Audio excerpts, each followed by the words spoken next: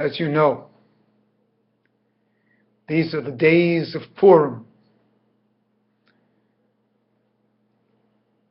the 11th through the 15th of Adar. The Shekinah is Esther. On Purim, we get a Keter Malchus. Malchus rises and crowns Keter. The feminine rises. Malchus is the Shekinah.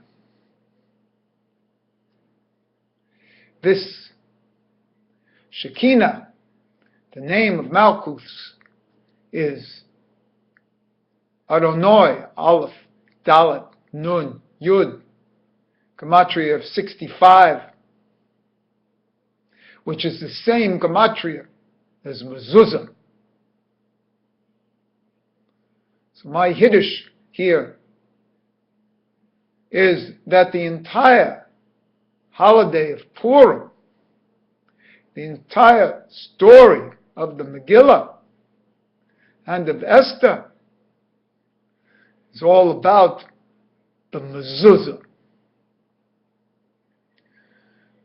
The Mezuzah on our doorposts. The Mezuzah as the representative of the Shekinah, to show that I do the gematria of Shekinah. Shekinah, its normal gematria is 385, which is Osea, of the Osea world. But a very interesting din of Shekinah is it will keep the Shin as its Kedusha, and that Kedusha will be shown on the parchments, the visible parchment of the Mezuzah as it appears in finality on one's doorpost. But then we're going to take the din of Shekinah, the Kaf, Yud, Nun, Hey, and write out its Malui, its full form. So it's Kaf, it's 100, Yud, 20, it's 120, Nun, 106, that's 226, and Hey, 6, that's 232,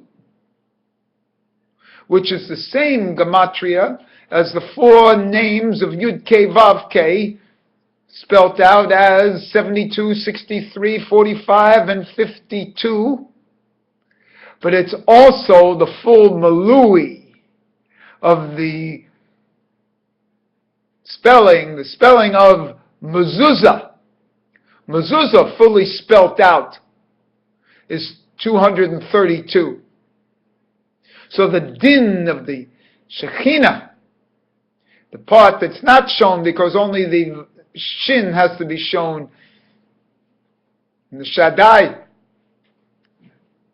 the part that's not shown is the 332, which is Yud K Vav K, which is hidden in the Megillah Esther. And in the entire story, Yud K Vav K is hidden in the din. And how the Shekinah and the feminine in general rises and crowns the masculine. That's the story of Purim, and that's why Purim is going to be the only holiday that will be observed in future time. But the Mezuzah will still be there in the future time. And the Mezuzah has a one-to-one correspondence for me to this holiday of Purim. There's other wonderful gematria associated with Purim that I've given before, and then one simply knows. There's a relationship between the tzitzis as a surrounding light and the mezuzah as a surrounding light of the house. The house as the mezuzah, the tzitzis is on the body, and the mezuzah is on the house. It's surrounding even the body. So it's our most surrounding light.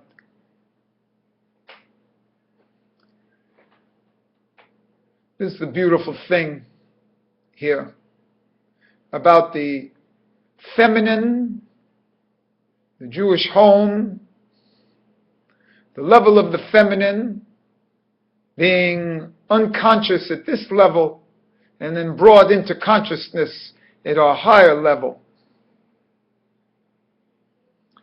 The Esther of I Am Hidden, the 661 of Esther being Shoshana and being another great symbol actually of mine.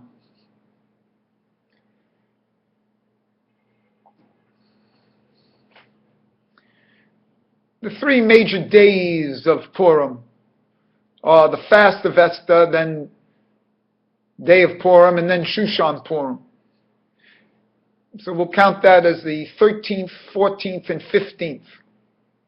If you put those three together, you get 42, which is the 42 name. The Anabakoa. And then the gematria of that 42 name, of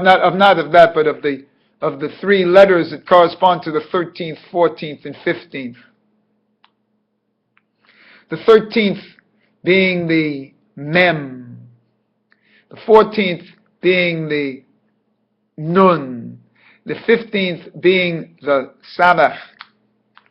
If fully spelt out, we get 306 for that, plus the 8 letters that spell it out, gives you 314, and that's Shaddai, which is the name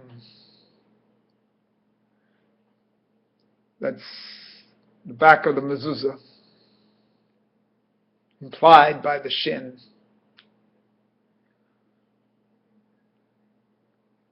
This relationship of the phallic mezuzah and the idea of the letter Vav, because there are many Vavim in the Megillah. It starts with a Vav, the middle letter is a Vav, and the final letter is a Vav. And this Vav of potency is again symbolic of this relationship between Yesod and Malkus, between Shaddai and Adonai as Aleph Dalet Nun Yud, as Shekinah itself. So before we become too complex, let's leave it at this. How the Mezuzah is the holiday of Purim. Mezuzah is Purim.